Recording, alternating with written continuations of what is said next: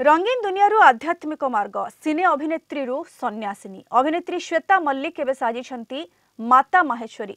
माता बसुछंती पद्म फूल बाबा बसुछंती नाग मूर्ति उपरे। माता श्वेता मल्लिक बाबा अधिक आलोचना करिसेंती आम जयपुर रिपोर्टर मधुस्मिता मिश्र।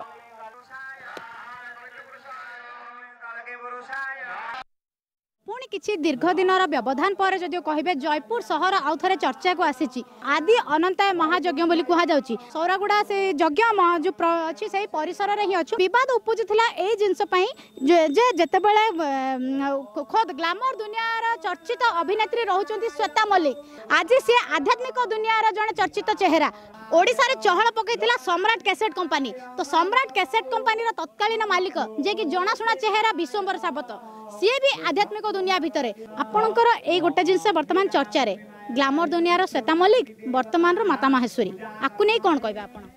आकु नै कि मु कहबी सेडा हला मोर पास्ट।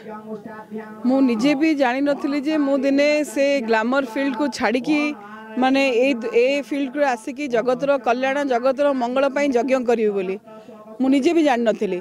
किछि सेमती मते अनुभूति हला मो भितर किछि सेमती दैवी चेतना मो भितर जागृत हला जोतरे कि मु सब से चाकचमक दुनिया छाड़ी की मु ए मार्ग रे आसिली। 26टा सरी के एटा वर्तमान 27 नंबर यज्ञ आ आगामी भविष्य रे भी आउरी हबो।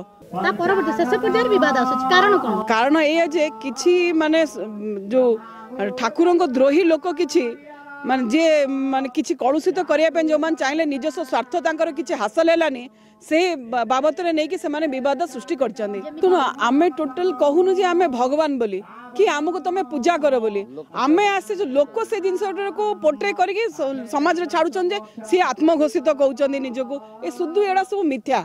ओडिसा रे चलचंचल करथिया सम्राट कैसेट कंपनी रो विश्वंबर साबत जे कि गोटे चर्चित ना काली सी सप्तनाग सीट रे जदी कहिबे सेही जो आस्थान को जाउछ सेही बसिथिले आज्ञा कोन कहबे? आमे कहूनु जे आमे बाबा एवं माता हमर कोनोसी वेशभूषा रे बाबा माँ बोली परिचय देई हेबने। आ सिंहासन कथा जो कथा कहउचंदी से सिंहासन गोटे आसन आपण कहउचंदी ग्लैमर दुनिया रू एपट पळे आसे सब ग्लैमर आको भी हम भाबुछ ग्लैमर थिला सीधा सड़क प्रतिक्रिया